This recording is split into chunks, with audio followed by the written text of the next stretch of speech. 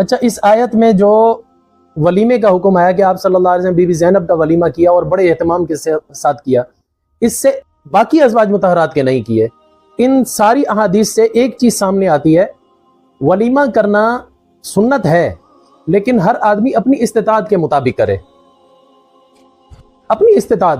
ہم لوگ جو ہمارے ہاں ایک رواج بن گیا ہے، جیب میں پیسے نہیں ہوتے، قرض لے لے کر پھر لاکھوں کا ولیمہ کیا جاتا ہے، پھر بعد میں قرض اتارتے اتارتے مر جاتے ہیں۔ یہ طریقہ غلط ہے، یہ خلاف شرع ہے۔ ولیمہ اتنا کرو، چاہے تھوڑا کرو، 5-6 آدمیوں کو بٹھا لو، 3 آدمیوں کو بٹھا کر کھلا دو، ولیمہ سنت ادا ہو جائے گی۔ باقی یہ ہمارے ہاں جو دکھاوا ہوتا ہے نا، لاکھوں روپیہ خرچ کر کے، یہ لازمی نہیں ہے، یہ ہم نے خود اپنے اوپر لازم کیا، ہم اس کو سنت کہہ رہے ہوتے ہیں، یہ سنت نہیں ہے۔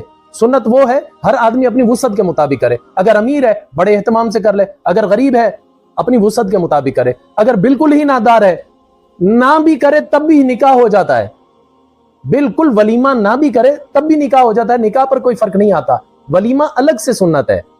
اگر ایک آدمی کو بھی اگر ولیمے کی نیت سے کھانا کھلا دو گے تو سنت تب بھی ادا ہو جائے گی، اور یہ لازمی بھی نہیں ہے جب نکاح کیا فوراً ہی ولیمہ کرو، 1 سال کے بعد بھی کر لو تب بھی ہو جائے گا، 10 سال کے بعد بھی کر لو تب بھی ہو جائے گا۔ سنت زندگی میں کبھی بھی اس پر عمل کر لو، بھلے ایک آدمی کو کھلا کر کرو، بھلے 100 کو کھلا کر کرو، ہر آدمی اپنی وسعت کے مطابق کرے، لازمی نہیں ہے اتنے بڑے اہتمام کرنا۔ بعض لوگ کہتے ہیں نا کہ بڑے اہتمام کے ساتھ کرنا چاہیے، نہیں، ایسا نہیں ہے، اپنی وسعت کے مطابق کرے۔ خام خواہ قرض لینا یہ ایک حرام فعل ہے، بلا وجہ بغیر ضرورت کے قرض تلے دبا رہے، خدا نخواستہ اگر اس حال میں مر گیا اور قرض نہیں ادا کر سکا، قیامت کے دن بہت سخت مواخذہ ہے۔ ایک حدیث شریف میں آتا ہے، ایک صحابی نے آ کر پوچھا، یا رسول اللہ اگر میں اس جہاد کے اندر لڑتے لڑتے شہید ہو جاؤں تو؟ حضور نے فرمایا تیرے سارے گناہ بخش دیے جائیں گے، تو ڈائریکٹ جنت میں جائے گا۔ فوراً جبریل علیہ السلام آ گئے، آ کر فرمایا یا رسول اللہ اس کو کہہ دیجئے سوائے قرض کے۔ آپ صلی اللہ علیہ وسلم اس کو آواز دیو، فلانے ادھر آ، سوائے قرض کے، قرض معاف نہیں ہوگا۔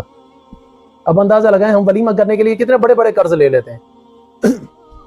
میں نے کئی لوگوں کو یہاں تک دیکھا انہوں نے شادیاں کی، قرض لے کر انہوں نے ولیمے کیے، 2 سال 3 سال انہوں نے اپنے گھر بیوی کو رکھا، پھر انبن ہوئی، بیوی کو طلاق ہو گئی، لیکن ابھی تک ولیمے کا قرض نہیں اترا۔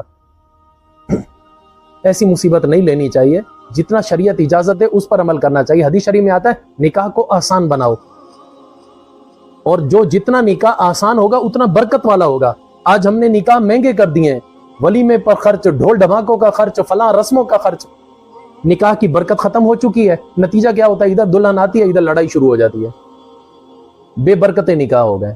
اگر نکاحوں میں برکت رکھنی ہے ان کو آسان بناؤ، کم خرچ والا ہو، جتنا کم خرچ والا ہوگا اتنی زیادہ برکت ہوگی۔